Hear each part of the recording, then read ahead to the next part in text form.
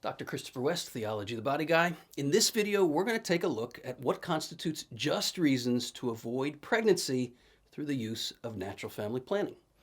Let's take a look.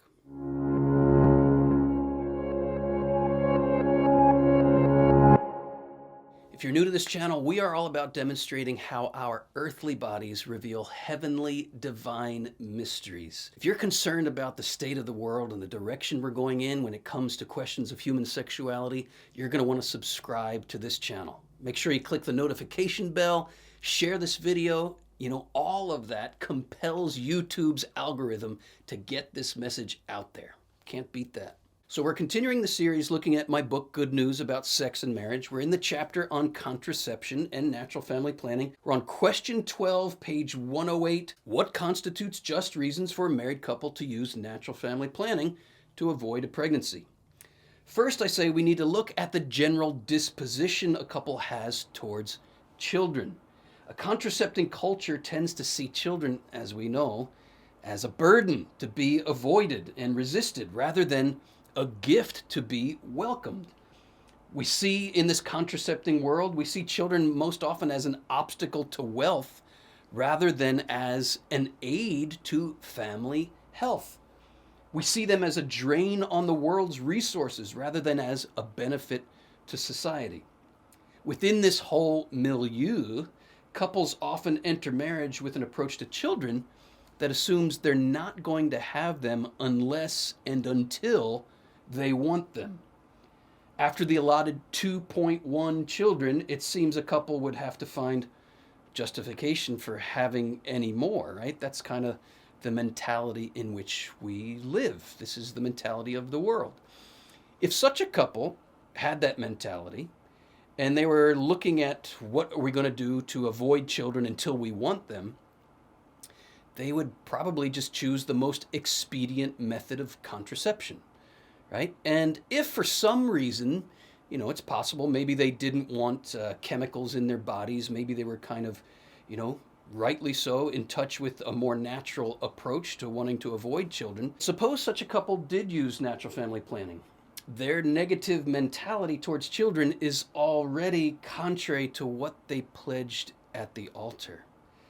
Right? Regardless of the fact that they're not intentionally sterilizing their acts of intercourse, they would be guilty of a kind of anti-child mentality that simply isn't in keeping with the generosity of the kind of love we're called to in married life. Now, I get it. I'm a father of 5. I know the sacrifice that is required here to raise children. It ain't easy. But what does love call us to? Love is generous. Love generates. This is why God gave us genitals, to participate in his generous, generating love. Married couples are called to be fruitful and multiply, right? This is the starting point. Children here, when we understand this rightly, they're not something tacked on to married love. They're not some inconvenient reality that, oh my gosh, I wish you could just have sex and not have kids. No. If you were having sex and you got pregnant, it doesn't mean something went wrong. It means something went beautifully right? Children are the crown and glory of married love.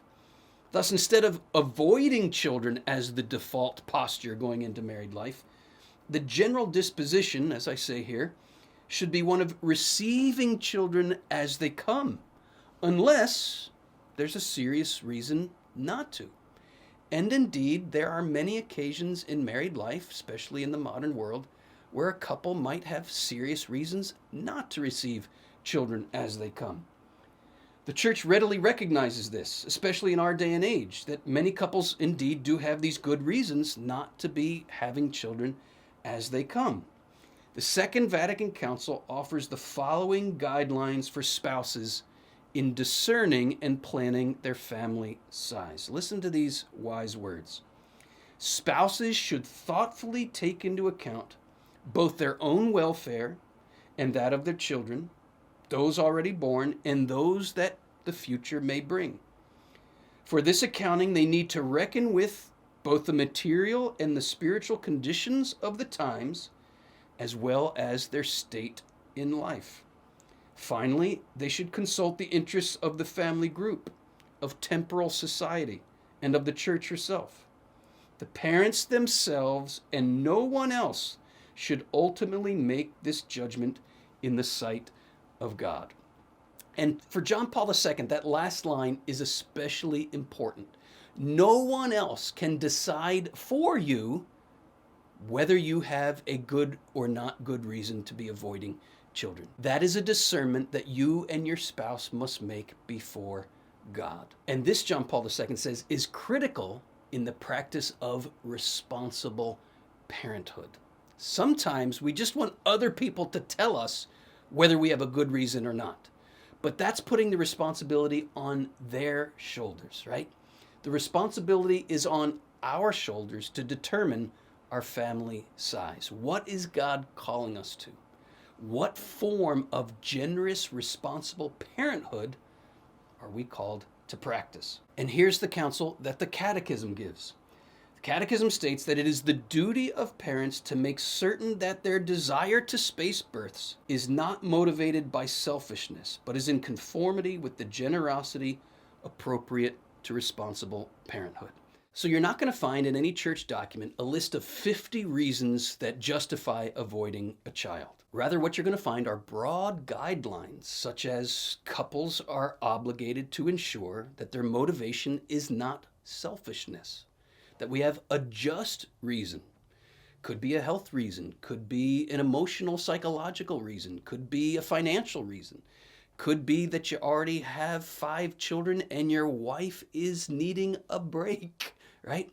These could all be just reasons. We mustn't be motivated by selfishness. That's what the church teaches. So let's open our hearts and say, Lord, shine your light in there. Shine your light on any of my selfishness.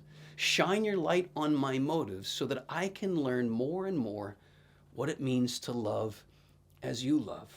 This is the invitation of the gospel. Jesus says, love one another as I have loved you. And then he says, I tell you this so that my joy might be in you and your joy might be complete. This is the joy and ecstasy of the Trinitarian life. This is what we're called to, the ecstasy and joy of loving as God loves. And the call to do so has been chiseled by God right in our bodies. My brothers and sisters, I have so much more to share with you about how our bodies reveal this call to love. Check out the links below for the exclusive formation we provide our patrons and for our online and in-person courses. Until next time, may our eyes continue to be opened to the way our bodies reveal the glory of God.